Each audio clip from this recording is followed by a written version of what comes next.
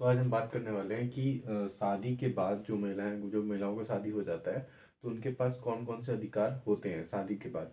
तो सबसे पहले जो होता है वो डोमेस्टिक वायलेंस की हम बात करते हैं, जिसको हम क्रुएल्टी के नाम से भी जानते हैं।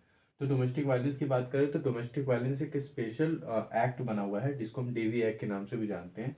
आप उसके तहत या क्रुएलिटी जो कि आईपीसी के अंदर बताया गया था, अब वो 498 आईपीसी में पहले हुआ करता था, अब वो 85 बीएनएस में होता है क्रुएलिटी। तो इसमें होता क्या है, जब भी किसी महिला को, शादीशुदा महिला को कोई प्रताड़ित करता है ससुराल में उसके, किसी सास के द्वारा या फिर ससुर के द्वारा या देवर के द्वारा या किसी के भी द्वारा, ठीक है, पति के द्वारा, तो वो डोमेस्टिक वायलेंस या फिर क्रूरल्टी का केस वो फाइल कर सकती है। इसमें एफआईआर डायरेक्ट हो जाता है। ठीक है। दूसरा क्या होता है, मेंटेनेंस, इसको हम एलुमनी भी बोलते हैं। तो ये मेंटेनेंस और एलुमनी दो डिफरेंट डिफरेंट चीज़ें होती हैं, होती एक ही चीज़ है, आप उसमें भी पैसे ही ले रहे होते हो। लेकिन अब देखो ये कवर किस में होता है, सेक्शन 144 बीएनएसएस में कवर होता है नए वाले लॉ में। पुराना जो सीआरपीसी था 125 में होता था। ठीक है। तो आप मेंटेनेंस ले सकते हो, एक निश्चित अमाउंट आप हर महीने महीने भी ले सकते हो या एलुमनी के तौर पे एक साथ भी ले सकते हो। ठीक है। मेंटेनेंस में एक बात बताना चाहेंगे कि इसमें पत्नी का पति के साथ रहना जरूरी नहीं है। ठीक है। अगर वो अपने मायके में रह रही है फिर भी वो मेंटेनेंस उससे ले सकती है।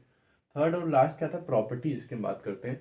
इसमें संपत्ति का अधिकार, जब कोई महिला शादी करके अपने ससुराल चली जाती है फिर भी जो उसके फादर की प्रॉपर्टी होती है उसमें उसका अधिकार होता है। मतलब जो डॉटर होती है वो शादी के बाद अपने फादर से, जो उसका रियल फादर है, उससे भी प्रॉपर्टी में अपना हिस्सा ले सकती है। उतना ही उसका भागीदारी होती है, उतने हिस्से की जितने की उसका बेटा होता है।